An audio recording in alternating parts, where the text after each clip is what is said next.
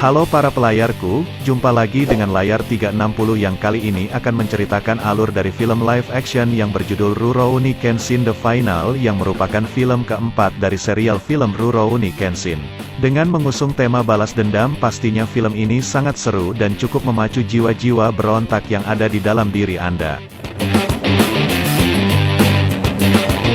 Tanpa berlama lagi langsung saja kita masuk ke alur ceritanya. Diawali di sebuah stasiun kereta yang berada di Yokohama, di mana para polisi yang dipimpin oleh Hajime Saito sedang beroperasi untuk menangkap seorang mafia Shanghai China bernama Enishi Yukishiro yang ternyata adalah orang yang memfasilitasi Shishio Makoto dengan menjual persenjataan dan kapal perang kepadanya, dan pertarungan singkat pun terjadi antara Enishi dan para polisi tersebut yang akhirnya berakhir dengan Enishi yang menyerahkan diri kepada Saito dengan sebuah tatapan dan senyuman yang menyiratkan sebuah arti. Di sisi lain, tepatnya di Tokyo, Kenshin dan kawan-kawannya yang bernama Kaoru Kamiya, Sanosuke Sagara, Yahiko dan Megumi Takani, sedang menyaksikan festival perayaan sebuah pernikahan di mana mereka terkesima dengan tampilan pengantin wanitanya yang mengenakan gaun pengantin ala Eropa. Kemudian Kenshin mengunjungi dojo Maekawa di mana para polisi di sana tengah berlatih pedang untuk mengantisipasi gejolak antara Jepang dan China yang dikhawatirkan akan terjadi perang besar antar kedua negara. Di sana, Kenshin bertemu dengan kepala kepolisian yang bernama Uramura, dan pelatih pedang di kepolisian yang bernama Maekawa Miyauchi. Tak ada tujuan dan maksud tertentu ia mengunjungi tempat tersebut melainkan hanya sekedar melihat-lihat sekaligus bersilaturahmi. Sementara itu di markas besar kepolisian Tokyo, kepolisian China datang dan mengambil alih penahanan Enishi dengan memanfaatkan perjanjian sebelumnya yang telah disepakati oleh kedua negara. Namun tujuan dari kepolisian China mengambil alih penahanan Enishi tersebut hanyalah modus untuk membebaskannya saja, dan hal tersebut pun membuat marah Saito yang sudah bersusah payah menangkap Enishi.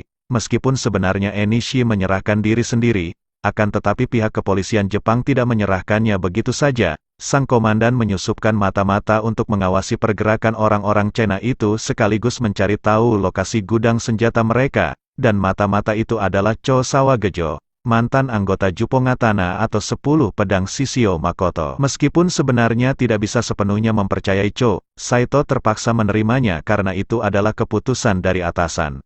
Berlanjut di kedai Akabeko, di mana Kenshin dan kawan-kawan berkumpul menikmati hidangan dan sepulang dari kedai, tiba-tiba sebuah serangan meriam menghancurkan kedai tersebut yang menyebabkan beberapa korban berjatuhan, yang ternyata serangan tersebut berasal dari sekelompok orang yang memiliki dendam kepada Kenshin yang dikenal dengan nama Rokunin no Doshi atau 6 sekawan yang dipimpin oleh Enishi. Serangan meriam itu sendiri dilancarkan oleh orang yang bernama Kujiranami dengan menggunakan lengan meriamnya.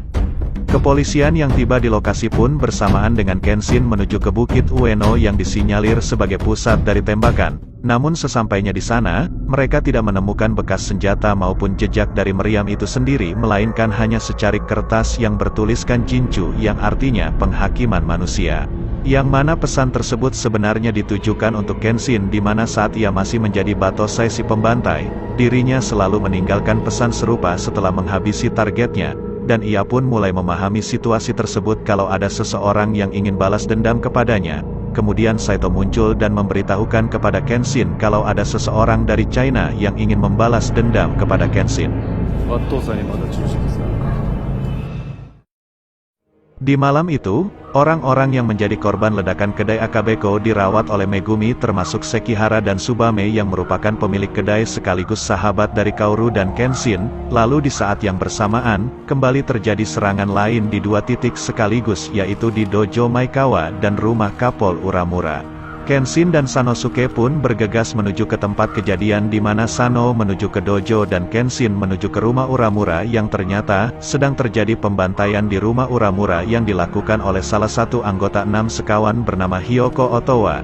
Dan di saat Otowa akan menebas anak istri Uramura, tiba-tiba Kenshin bergerak dengan cepatnya menepis tebasan Otowa dan pertarungan pun terjadi.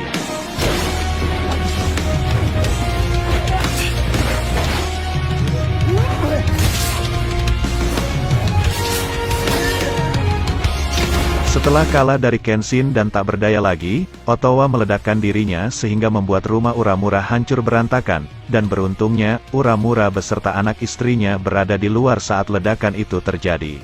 Hal tersebut pun menjadi sebuah pertanyaan dalam benak Kenshin, mengapa orang yang memiliki dendam kepadanya tega melibatkan orang lain. Sementara itu di dojo Maekawa, semua orang telah diratakan oleh anggota 6 sekawan juga yang bernama Banjin Inui termasuk si pelatih dojo yang babak belur dibuatnya, dan Sanosuke pun tiba di sana saat pertarungan telah berakhir seperti di film-film India kebanyakan. Esok paginya saat Kenshin berjalan sempoyongan di jalan yang sepi, ia bertemu dengan Enishi yang sedari tadi sengaja menunggu kedatangannya. Kenshin pun sedikit tak menduga kalau Enishi lah dalang dari penyerangan tersebut yang ternyata, Enishi adalah adik dari almarhum istrinya dulu.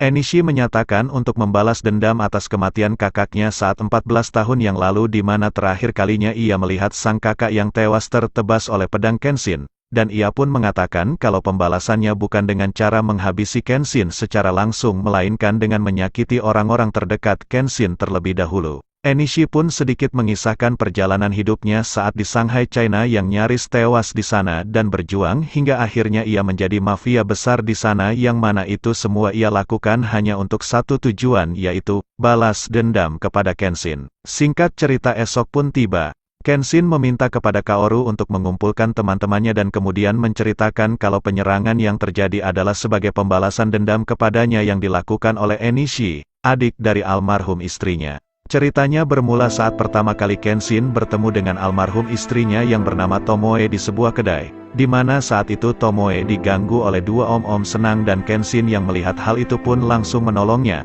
Singkatnya, mereka saling memupuk perasaan yang akhirnya menikah, dan kemudian memutuskan untuk menjalani hidup sederhana jauh di dalam pedesaan yang tatkala saat itu, Kenshin memahami dan merasakan arti dari sebuah kata yaitu, bahagia. Namun di balik itu semua, ternyata dari awal pertemuan Tomoe dengan Kenshin rupanya sudah direncanakan sejak awal untuk suatu tindakan balas dendam, di mana sebelumnya tunangan dari Tomoe tewas di tangan Kenshin dan kelompok Yaminobu memanfaatkan hal tersebut dengan menyuruh Tomoe mendekati Kenshin untuk mencari tahu kelemahannya.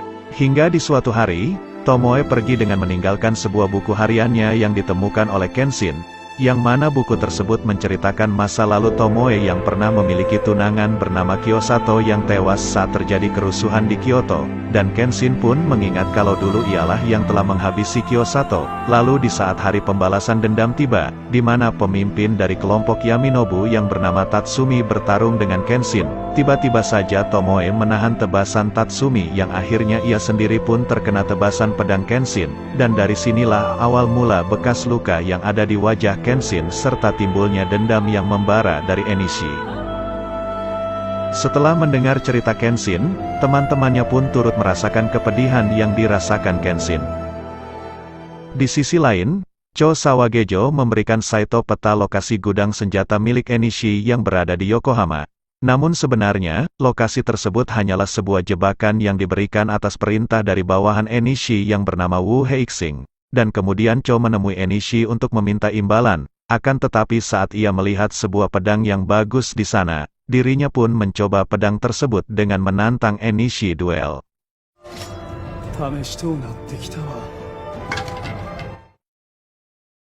Sementara itu di dojo Kamiya, mantan Oni Uwabansu yang bernama Masao Makimachi datang bersama dengan mantan kapten terakhir Oni Uwabansu yang bernama Aoshi Shinamori untuk menyerahkan buku harian Tomoe yang diamanahkan oleh seorang biarawan di kuil Suikoji untuk menyerahkannya kepada Kenshin, dan berhubung Kenshin sedang tidak berada di sana buku itu pun dititipkan kepada Kaoru. Singkat cerita malam pun tiba. Saito dan beberapa anggota kepolisian lainnya datang ke tempat yang sebelumnya telah diinformasikan oleh Cho Sawagejo yang faktanya, tempat tersebut adalah jebakan yang ditujukan untuk menahan para kepolisian di sana. Dan pada saat yang sama, kelompok 6 sekawan memulai malam penghakiman manusia dengan memporak-porandakan seluruh kota dan menghabisi siapapun yang menghalangi jalannya. Kenshin yang saat itu berada di kerumunan, langsung berlari ke arah bahaya datang hingga akhirnya ia bertemu Kujiranami si lengan senjata yang langsung memberondong Kenshin dengan senjatanya. Namun dengan gesitnya Kenshin menghindari semua tembakan Kujiranami dan akhirnya lengan senjata Kujiranami dipotong oleh Kenshin, hingga membuat Kujiranami tak berdaya. Karena memiliki jiwa seorang samurai, Kujiranami meminta Kenshin untuk menghabisinya saat itu juga. Akan tetapi, Kenshin yang telah bersumpah untuk tidak lagi membunuh, mengabaikan permintaan Kujiranami dan membiarkan polisi yang menanganinya. Masih di saat yang sama di mana anggota 6 sekawan lainnya yang bernama Yatsume Mumyoi membantai para penduduk yang namun aksinya tersebut dihalau oleh Aoshi dan Masao. Tetapi karena tujuannya adalah membunuh Kenshin, ia pun pergi meninggalkan tempat itu dan tentu saja Aoshi tidak membiarkannya pergi begitu saja. Namun saat mengejarnya tiba-tiba, Aoshi terkena ledakan yang membuat dirinya sekarat. Di sisi lain Enishi datang ke dojo Kamiya dengan membawa mayat seseorang di sebuah karung, dan Sanosuke yang mengetahui kalau Enishi adalah orang yang diceritakan oleh Kenshin sebelumnya, memaksakan dirinya bertarung dengan Enishi yang pada akhirnya ia berakhir dengan babak belur dan Enishi menculik Kaoru yang tujuannya untuk memancing Kenshin. Saat Kenshin tiba di sana, ia hanya melihat puluhan orang yang terkapar termasuk Sanosuke dan sebuah mayat yang ternyata itu adalah Cho Sawagejo yang diberikan tanda luka di wajahnya yang serupa dengan luka di wajah Kenshin dan menemukan pesan bertuliskan Jinchu yang disisipkan di mulutnya, di mana maksud dan arti dari semua itu adalah pembalasan dendam kepada Kenshin yang akan berakhir sedemikian rupa. Singkat cerita Kenshin pun menuju ke tempat Enishi. Sesaat sebelum Kenshin tiba, Wu Heising menemui Enishi untuk memberitahukan kalau kepolisian Jepang telah mengetahui tempat mereka saat ini dan ia pun memperingati Enishi kalau dirinya kalah dan ditangkap lagi, pemerintah China tidak akan membebaskannya lagi. Mendengar hal tersebut Enishi pun marah kepada Heising yang menganggap remeh dirinya dan ia mengancam akan membunuh Heising jika tidak segera pergi dari hadapannya. Heising pun pergi dengan kekesalannya terhadap perlakuan Enishi dan ia berencana untuk menghabisi Enishi setelah Kenshin, dan tiba-tiba, muncul salah satu mantan anggota Jupongatana anak buah Shishio yang terkuat yang bernama Sojiro Seta yang menawarkan diri untuk bekerja atas perintah Heising. Sementara itu dari arah luar, Kenshin datang seorang diri menerobos masuk. Namun ia dihadang oleh anggota 6 sekawan dan segerombolan para cecunguk. Hal tersebut pun memaksa Kenshin untuk bertarung seorang diri.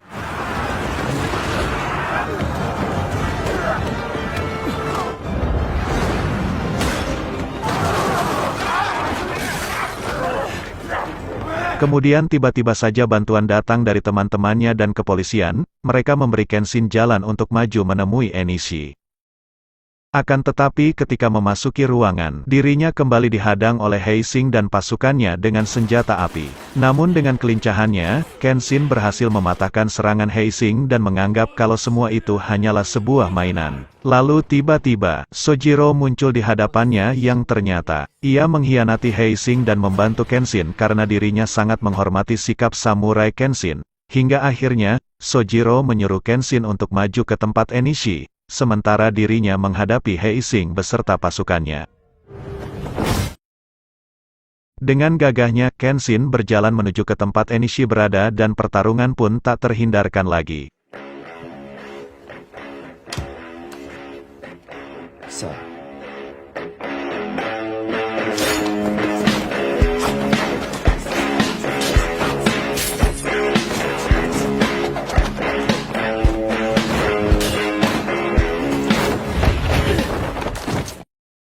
Di awal pertarungan, Kenshin terlihat bertarung dengan menahan diri yang akibatnya ia dikalahkan Enishi. Sehingga hal tersebut pun membuat Enishi mengatakan kepada Kenshin untuk melakukan seppuku agar dapat menebus dosa-dosanya di masa lalu. Namun Kenshin bangkit kembali untuk melanjutkan pertarungan sambil mengatakan kalau bunuh diri bukanlah cara tepat untuk menebus dosa, melainkan ia harus menghentikan kegilaan Enishi. Hingga akhirnya Kenshin mengakhiri pertarungan dengan menumbangkan Enishi menggunakan jurus Hiten Mitsurugi alias pedang mata terbalik. Akan tetapi dengan dendam yang begitu membaranya, Enishi kembali menyerang Kenshin dengan sebuah belati dan hal mengejutkan pun terjadi di mana Kenshin sama sekali tidak berusaha sedikit pun untuk menghindari serangan Enishi tersebut melainkan, ia menerima tikaman itu dengan ikhlas dan kemudian mengucapkan kata maaf. Dan hal tersebut, membuat Enishi merasakan perasaan bersalah kepada Kenshin dan tiba-tiba, Heising datang dan menembak Kenshin. Lalu datanglah Kaoru yang berusaha menghentikan Heising. Namun apalah daya seorang wanita menghadapi pria bersenjata, dan saat Heising akan menembaknya, Enishi melindungi Kaoru dan kemudian menghajar Heising. Hingga saat Enishi akan menghabisi Heising, Kenshin yang jelas masih hidup langsung menghentikan Enishi untuk tidak membunuh lagi. Setelah semuanya telah berakhir, kini Enishi menebus kesalahannya dengan mendekam di penjara. Dan ia menyesali perbuatannya kepada Kenshin saat ia mengetahui fakta dari kematian Tomoe setelah dirinya membaca buku harian almarhum kakaknya itu yang diberikan oleh Kaoru, yang mana buku tersebut menceritakan kalau kakaknya sendirilah yang rela mati demi Kenshin, yang ironisnya Tomoe sangat mencintai orang yang dulu telah membunuh tunangannya. Dan film pun berakhir dengan Kenshin dan Kaoru yang berziarah ke makam Tomoe.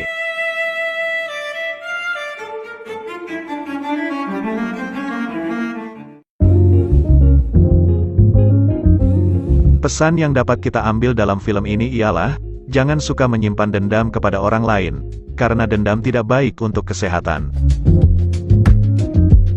Terima kasih buat Anda yang sudah menyaksikan, jangan lupa makan dan sampai jumpa.